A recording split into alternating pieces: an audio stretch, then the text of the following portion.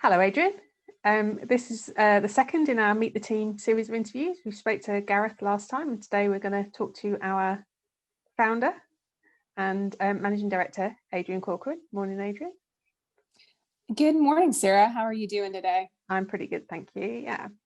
As with Gareth, I'll just run through the three questions I asked him, and then if we all answer them, then people will get to know a little bit about all of us. So first question is, how did you get into this weird and wonderful world of bidding? So like most people, it was not a decided career move to start with. I had a little bit of experience client side of bidding through procurement of a national stock condition survey for the housing association that I worked with at the time. And then off the back of that, when there were changes in my job and I chose a voluntary redundancy, off the back of it, I actually got headhunted by the same recruiting consulting firm that had won that stock condition survey.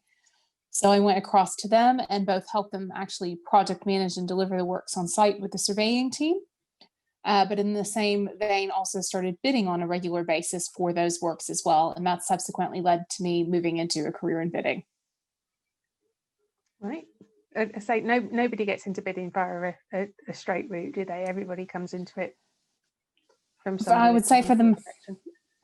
Yeah, for the most part, I think bar the new bid apprenticeship, which is starting to circulate into the market, but I can't think of anybody who's just come into it for the sake of it. Yeah, no. So what do you most enjoy about bidding?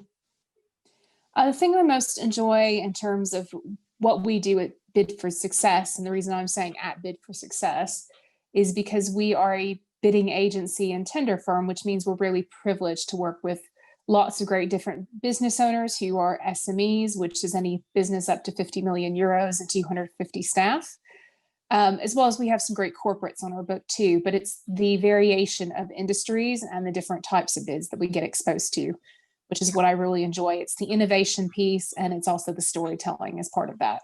Yeah, I agree with you. I think being able to get to know those businesses and to be able to tell their stories in such a way that it helps them go on to greater success is a very enjoyable part of what we do.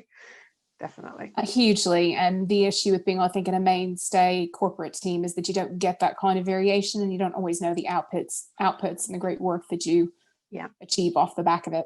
Yeah, absolutely. So last question is, do you have a top tip for anybody that was just getting started writing their first bid or tender? I would say it's got to be potentially two different things. I think the first thing is to validate.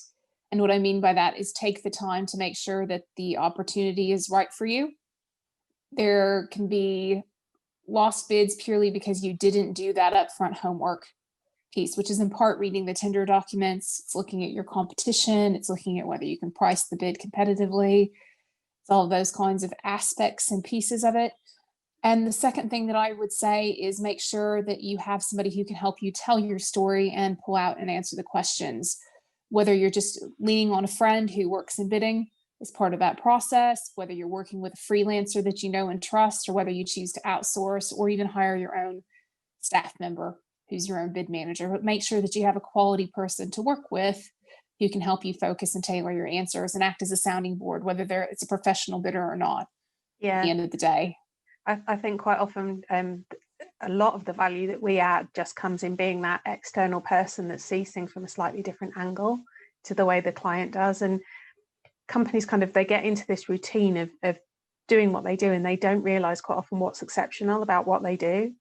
And yet when you come to it from an outside view, you can see that and have somebody just point out, actually, that's really brilliant that you do that. And, so I agree with you that kind of having that third party person to just say something is really useful.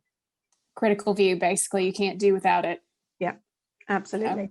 All right, well, that's the end of the getting to know you session. So nice to talk to you, Adrian. You too, Sarah. Thanks so much for hosting. No problem. Bye. Take care. Bye.